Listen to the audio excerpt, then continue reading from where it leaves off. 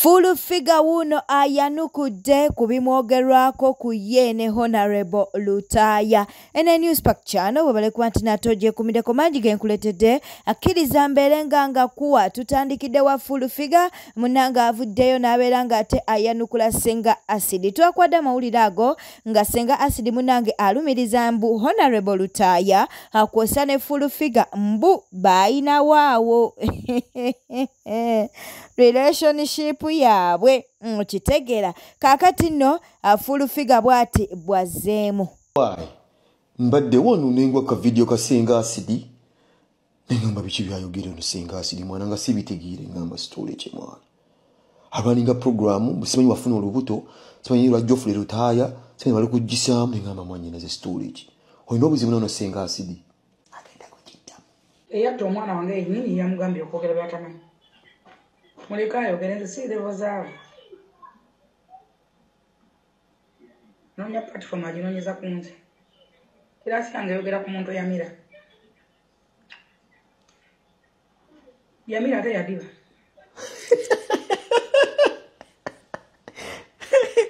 muzaka muli mufulufike ngeja yogeddemu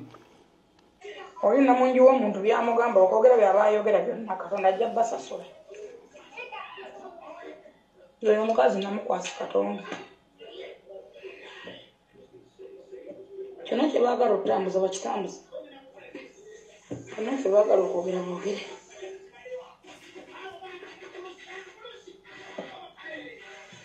ayogere bali bulyange nemwali ebisabu wadde aliva ku bantu aliwumula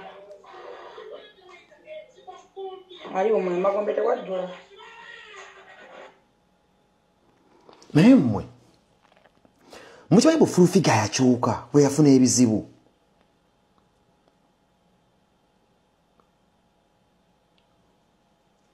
mwe full figure yakyuka okuva yafuna ebizibu mwana yes wetugendako ewa Eddie Kenzo Eddie Kenzo wuno avuddeyo n'abaako byatangaza akwebyo ebyayogeddwa. President Jukira yavuddeyo n'alyoka atatubuulira taata wa Eddie Kenzo omutuufu. Kakati Eddie Kenzo aliko byavuddeyo n'abeera ng'ate ayogera na biki bye bateekateeka ng'ekibiina okuba nti nno bakola. Mu bye bateekateeka okukola mulimu okuba nti nno munange bongeza essaawa za concert. Katubeere nga tubikuwa. Muzendikana kama nzenkulize ku street natandika okwerabira from the age of 5-6 until today nze nga simanyi tata wange yani simanyi mama muganda wa mama wange kusaidia mama wange nali manyiye ne tata we banane ba mama wange yasooka kitawe nanda tegera tata we bamuzikana mutaka lya cancer ekyote banga ina baganda bebi bali awo so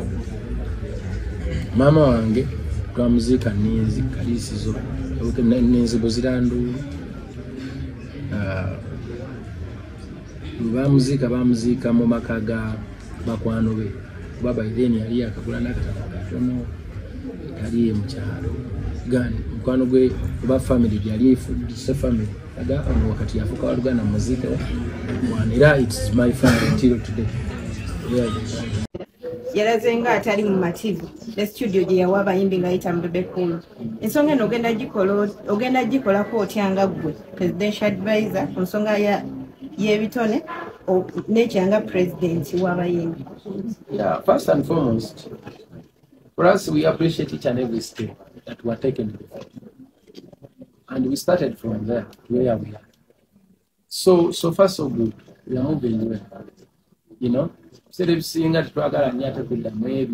yet we have where we can go. We still need Mbebe Cool in so many things as an elder. He can guide us in so many things. Then going back and start saying this and that. In some ways, over just something and a president. One, into it to give up this ambulance. We could have a tongeza sawa performance. But if sound color gonna because what we said we sing that jam no kudirinda watu baingira mu kivulo bakusawa 2-3 kati omuyimbi ebisere bisinga baagala ebira abantu benda ebisere bisinga tuuka ko kunya kusti kati atai n'okuleetamu ne banne bajiba muyambeko wanenyumba plani zako okuzanya biki emusinga 2 hours very simple we want at least to go for 4 hours since the time abatandika tusobole okubanga abantu tebaddamu kuddamu ebyo atujje ku stage okozesa buyinza bwa ofiisi bwo ate abirina okubanyige ate so tugenda nakyo temukirwanako n'ekyomusobola okulanga kugenderako okukozesa Excellency the President alina kyali mu kuyiiya okulanga akolera bannayuganda bwe tweyongerayo ensonga munnange za Alien Skin tezinnaggwa munnange twagala tubeere nga tukuwa akatambi ka Nobert Events annyonnyole agambye nti ensonga za Alien Skin zirimu bajjeno babiri abali mu kuba nti nate balwanagana oba beekuba bajjeno ne bajjeno be balwanagana nzija ako kasuko kalikodinze ensonga za Alien Skin, it is a battle of generals and generals. Yes, Alien Skin alinga empuuta gy'olaba mu mazzi nti ekayanirwa buli muvubi. Abavubi bangi bali mukayanira empuuta. Buli omu agamba ina kuba yange nti ate ina kuba waffe, ate ina kuba yange. Awo. Nzija. Amayaze Nobert Events. Ne Alien Skin zikyagendera ddala mu maaso naye nga iyo justice ejja kufunibwa obwenkanya bwe tunoonya ffenna tewali awalana muntu wano tetulina gwe tuwalana okwogera ku bibaddewo tekitegeeza nti tuwalana bantu manyi nawuliddeyo abagamba era Junior eriye yabasasudde nedda mukwano totusiriwaza twagala ani eyatta top dancer gwe twagala yekka temutudaivatinga era babasasudde era nedda tubanja bwenkanya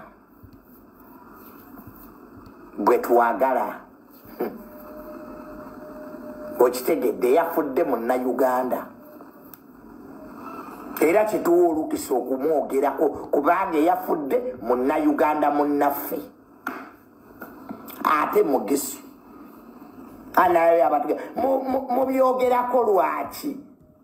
eyafudde munnayuganda ate tuwa omusolo mu ggwanga lino okitegera n'omusolo tugusasula buli munnayuganda oyina olukisa okwogera ku nsonga z'eggwanga lyo nga toyina gw'osabye lukisa kubanga eryo ddembe lyo nkiddemu amagezi gazze buli munnayuganda ndaba oyina olukisa you have a right okwogera ku biri mu ggwanga lyo kubanga ddembe lyo kati mwagala tuogere ku bye Kenya tetuli bana Kenya Taxi taina bigambo birungi eri Eddie Kenzo era ono yeekokkola Eddie Kenzo agambye akasajja ka Eddie Kenzo kalina omutima omubi omusajja gwe bayita Kenzo omutima gw'omubi tubigenda kumugwamu Eddie Kenzo musuuza omutima gw'omubi tubigenda kugwamu ogenda kutambula nagwo ofe nagwo bakuziike nagwo kubanga Museveni gw'okotogera si mwana wa nnyoko tolina b'omuyita ate sente musokeza agenda okufuna gwe togenda kuzifuna naawe zogenda okufuna oli tagenda kuzifuna buli muntu yenna kali kino kankikugambe Pulezidenti Museveni nnyanja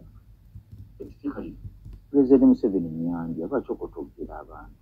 abantu bayise bambadde kapafumu kange nkeefuyidde ngatto njikubye engatto enkofiira nguze empya njikubyeko enfuufu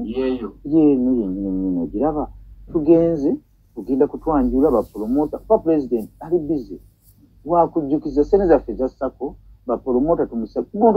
obugambo bwadde bubiri Mr. President watusuubiza sene zaffe za sako weebale naye mpuliriza bulungi mpulirizaako tangu kuleko nini sebo nze nina entondo ngaawo wangi kakati ne tumugamba in music industry tosobola amuyimbi tasobola kwewala promota ne promoter tosobola kwewala muyimbi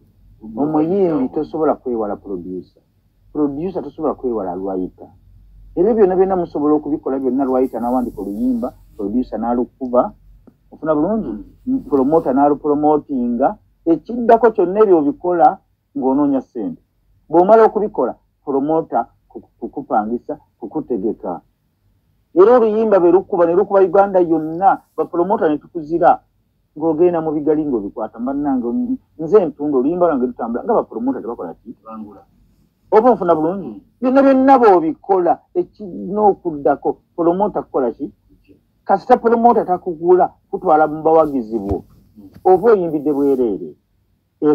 abo bonna ng'omwabuzi wa pulezidenti oyina okubagatta oba kumaakuma naye ofuna bulungi essaawa zino Eddie Kenzo yalaze omutima omubi ogw'okweyagaliza era pulezidenti Museveni abayimbi abayimba tubonga naawe kwata ssente zibongere kubanga olwo luyimba mu byobufuzi toka kwa barabara ne tubonga naawe ezo tezigenda kumenyebwawo Eddie Kenzo yatongozza ennyimba eza pulezidenti Museveni ekikulu ekyabaddemu yabadde message nti mawana pulezidenti Museveni baddemu bamuwa obululu ye message gyenafunyemu naye production yabadde poor Ziza Bafana bagenze wa Museveni abayimbi mbo bagende balonchinge alubamu ya Museveni era babayise bangi Eddie Kenzo mwamulabye njagala okitegere nti yagenze n'oluseregende lw'abayimbi bangi ojjukira ebiseera biri bye nagamba nti Museveni bwe tunaatuuka mu kaseera k'Abannayuganda okwerwanako asobola okweyambisa bano abantu abalina influence ne batandika okulinnya Bannayuganda ku buleeki okubalemesa okukola ki okwerwanako kiki kye twakola ne tukisalira eddagala ne tubakuba bonna nga tuwulira buwulizika statement aka nga tukuteerawo ku kaliya ne tubakuba bonna ne tubamalamu kwega Museveni kye yeetaaga mu bo twakibajjamu oshegedde Museveni yeetaaga influence yaabwe bajje babuzeebuze abantu bajje bakolenga statement eziwagira Museveni n'okukkakkanya Bannayuganda naye kati ssaawa zino Museveni yatutte bifaananyi tebakyalina mugaso tebakyalina kye basobola kumuyamba lwaki twabatuulako twamanya ti mu maaso eyo abantu bano bagenda kutufuukira ekirala ne tubateeka ku kaliya twabakuba era bangi nnyo mwanyiiga bangi nnyo ne mutuyombesa ne muga twefuula biki twefuula biki Ziza Bafana wamulabye yasembyeyo juzi wano wamulabye yekubisizza akayimba ajja gituula leka nkubuulireko ffe tulaba omuntu atwetega ate buno obudde bantu kwetega lwaki bakimanyi Museveni agaba kasente mu buno obudde kati kiki kye bakola beefuula bagenda okugatta amaanyi gaabwe kubalwanyisa Museveni owulira Museveni asobola obbalaba agamba oyo tagenda tumusasule leka nkubuulireko Museveni osasula byoya byanswa tewaliiwo kye bayinza kukuyamba n'ekyo gwe gambayo omu akole statement olabe nti tebakyakola makulu n'aka oyina bifaananyi